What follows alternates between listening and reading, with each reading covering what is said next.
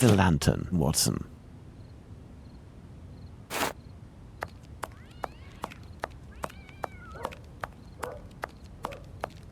Watson, we are now in the exact spot where poor Eddowes tragically ended her days. This spot is very dark, Holmes. That is probably why our murderer chose it.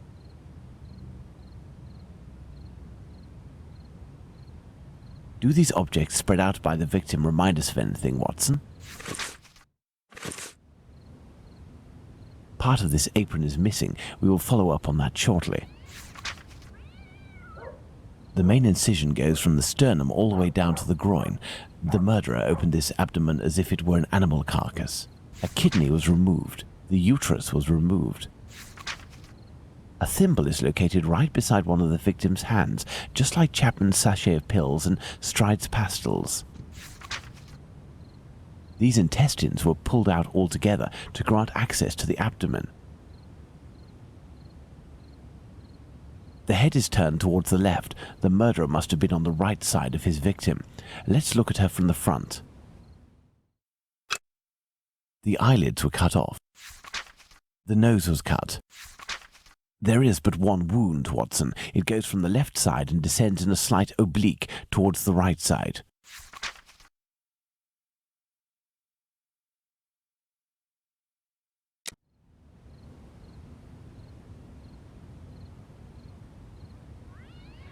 The head is turned towards the left. The murderer must have been on the right side of his victim. Let's look at her from the front. The cheeks were slashed to make them thinner. The cheeks were slashed to make them thinner.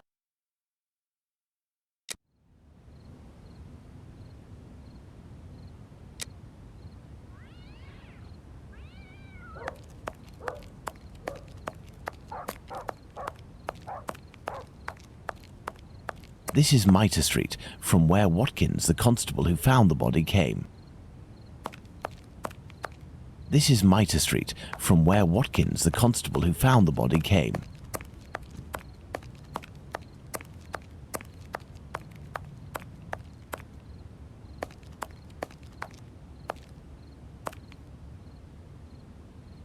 This dark and narrow passage leads to St. James's Place.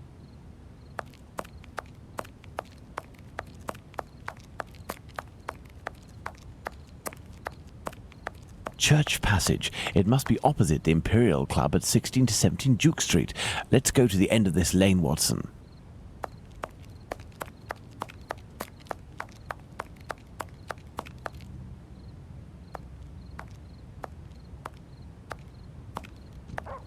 Hello, you must be Abraham Solomonovich, am I right? Yes, that's me. But I know you. You brought a lad to my place to take care of a cat, and I loaned you my mask. That's me. May I present? Dr. Watson, of course. Delighted. And you? I have known for a few days that you are a detective by the name of Sherlock Holmes. Is that so? You don't miss a thing, do you? It was the children who gave me away. Am I right? They didn't want to, but I gained their confidence by offering them a small comb and half a cake. They made a good deal out of it, so I don't blame them. However, I must request, as a personal favor, that you do not reveal my identity. You have my word. Curiosity is just killing me, as you may have guessed.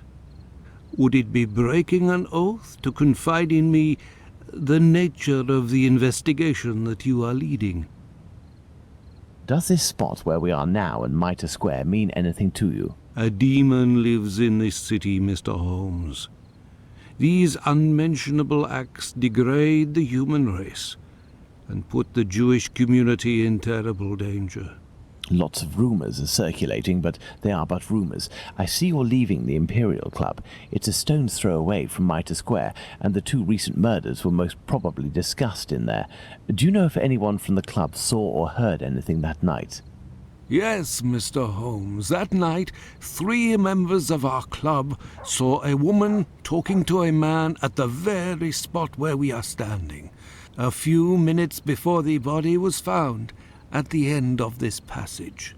Fantastic, Holmes.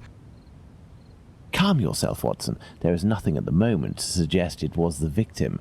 Can we meet these members? I am afraid that won't be possible.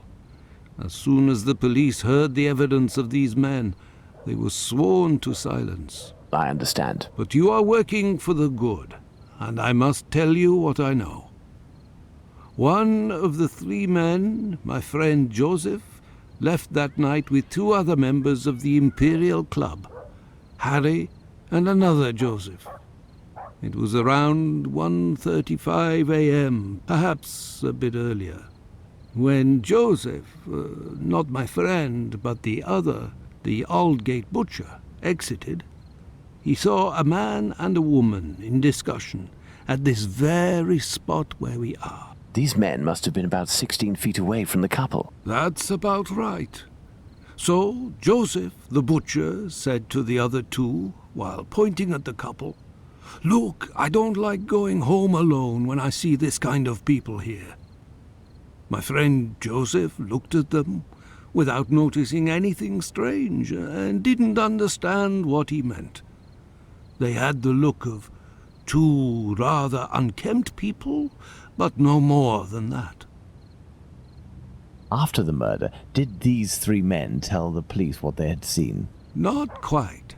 Harry stated that he hadn't seen the couple.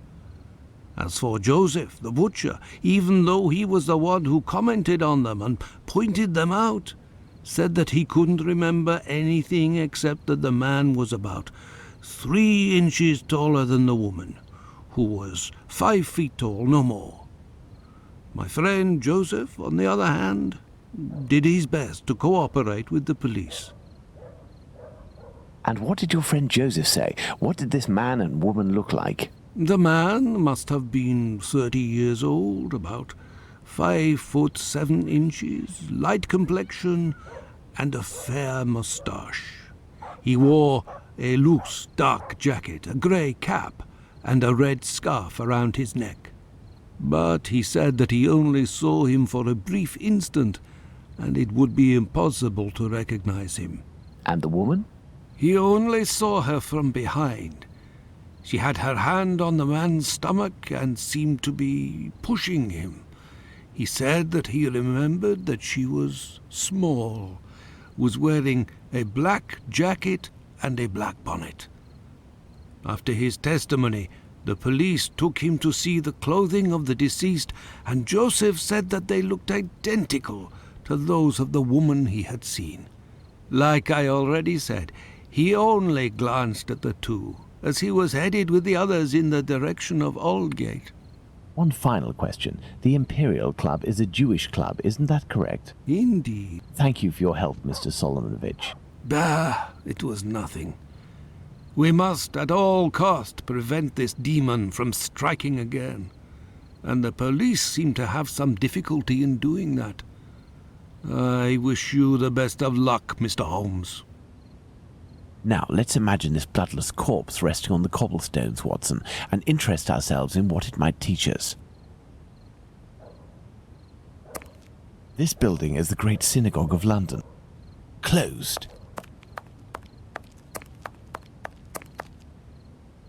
I have no reason to go that way.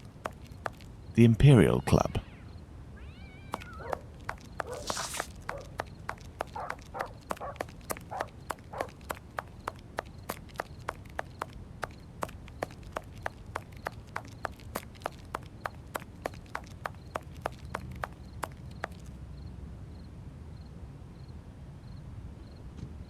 The inside of the thighs is clean. Once again, there were no sexual relations between the victim and her murderer. My goodness, Holmes, it was a slaughter. Understand, Watson, that our killer had neither the time nor the conditions to bother with the niceties.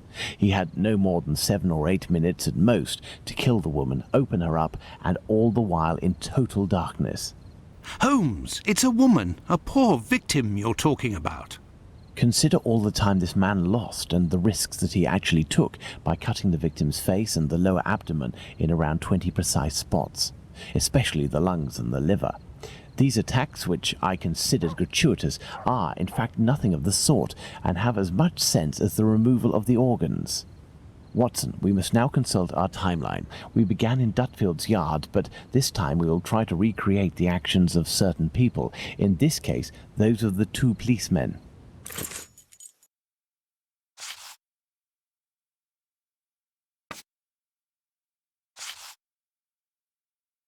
1:30 a.m. PC Watkins didn't see the corpse while on his rounds. If PC Watkins did his rounds properly, and there is no reason to doubt this was the case, as he discovered the corpse a quarter of an hour later, the murder hadn't yet taken place, and there was no one in Mitre Square, unless they were hidden among the shadows. Enter Mitre Square via Mitre Street, Watson, and stop and try to see me with the lantern. I will be where poor Edow's corpse was.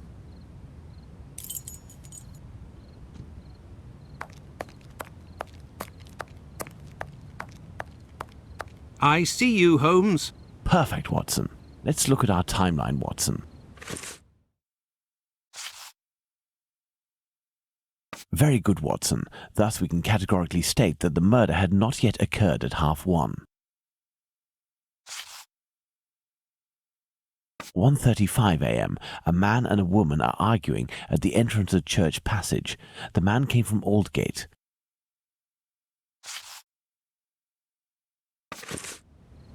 1:42 a.m. PC Harvey arrives in Mitre Square.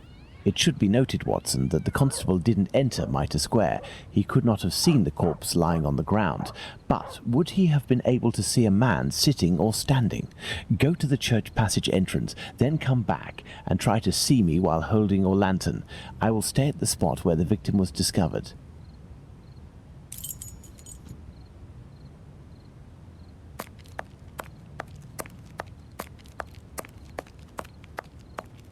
I see you, Holmes.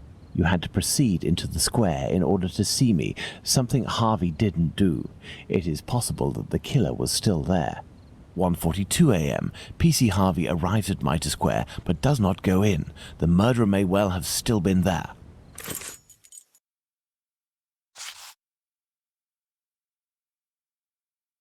1:44 a.m. The body is discovered. Let's put the murder of poor Eddowes on the timeline, Watson.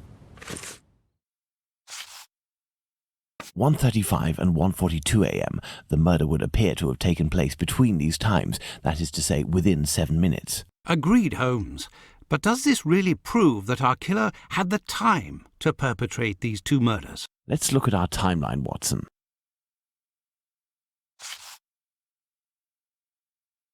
There, Watson, we are now certain that the murderer really had the time to commit these two murders. Incredible! Let's look at our deduction board, Watson.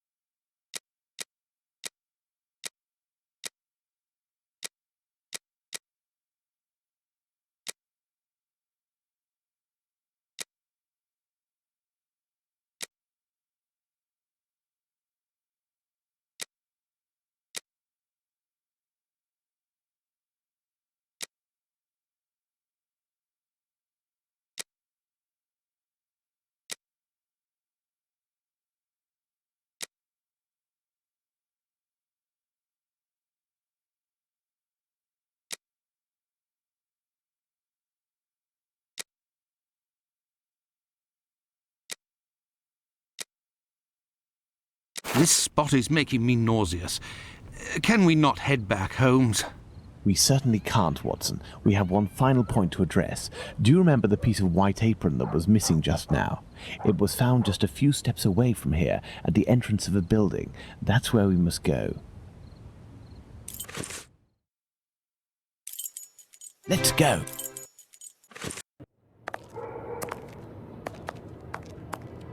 There's the spot, Watson. By night, Goulston Street is deathly silent, which will permit us to carry out a fair few experiments. Let's find the entrance where the piece of the victim's apron and the mysterious chalk message were found.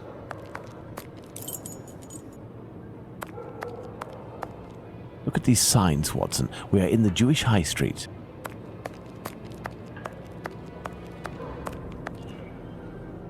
There's the spot where the apron and the message were found by P.C. Long. Now, let's recreate the scene. Remember, Watson, it was raining that night. Find me something with which to mimic raindrops hitting this wall while I write something with my chalk. The Jews are not the men that will be blamed for nothing. But what does it mean?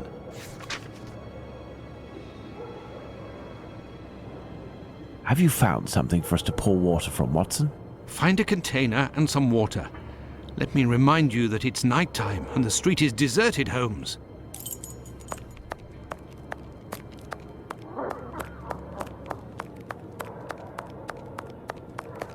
That may come in handy. Who knows?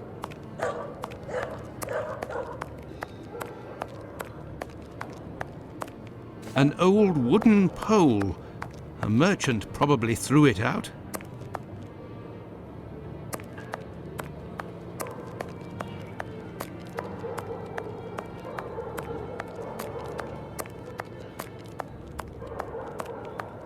That may come in handy. Who knows? A watering can. That's what I need. But I can't reach it.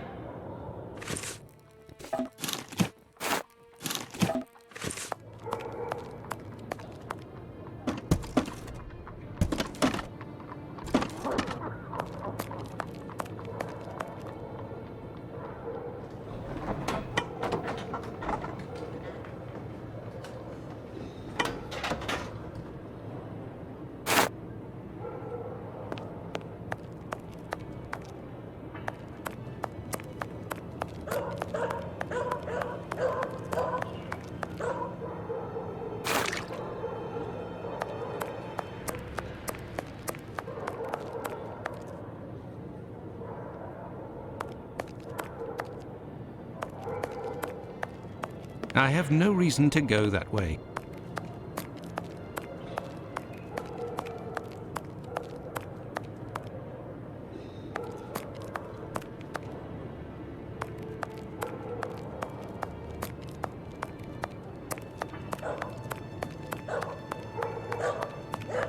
I have no reason to go that way.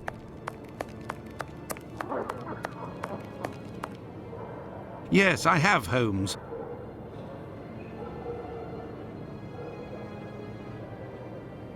If this message were written by the killer, then it would have been lying in this entrance for up to 35 minutes before being discovered.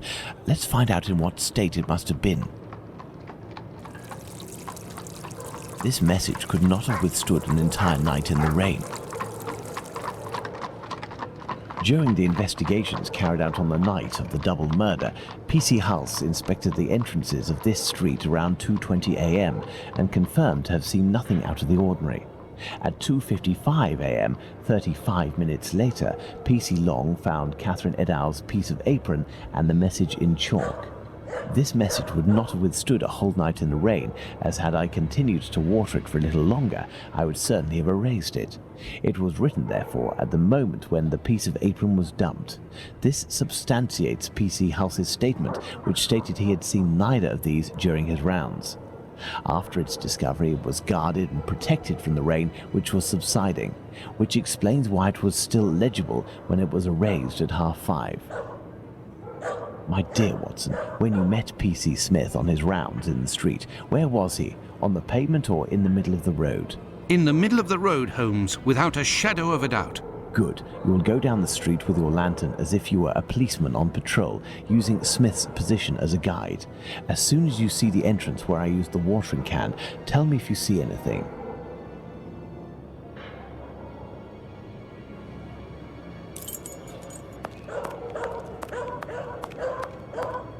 There, Holmes. From here, I can see something written. Can you read it? No. Do you see the white rag, Watson? I see something on the ground, but I'm not sure if it's what you were talking about. PC Long, who found the piece of apron, was examining the interior of the entrances, and yet nobody would have predicted that this piece of material would be discovered on the very night of the murder by a policeman on patrol. What are you trying to get at, Holmes? Let's look at this message on the wall, Watson. The Jews are not the men that will be blamed for nothing. In other words, the Jews were possibly blamed for nothing, but that will no longer be the case. Reading this message naturally begs one question. What would that be, Watson? Why? Indeed, Watson, why? For what reason would one have the right to blame the Jews in the future? Remember, Lestrade was killed near a club for socialist Jews, Edaus not far from a synagogue and the Imperial Club, and finally, this piece of apron dropped here. This building is occupied by Jewish families.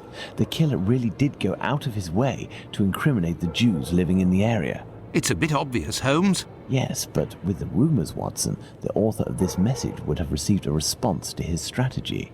You are right, Holmes. So perhaps it's a good thing this message was erased. Whoever took the decision to do this is a man of great wisdom and courage. Let's return to Baker Street, Watson. I have some pipes to smoke to help me think more clearly. Let's go back to Baker Street. Home, sweet home.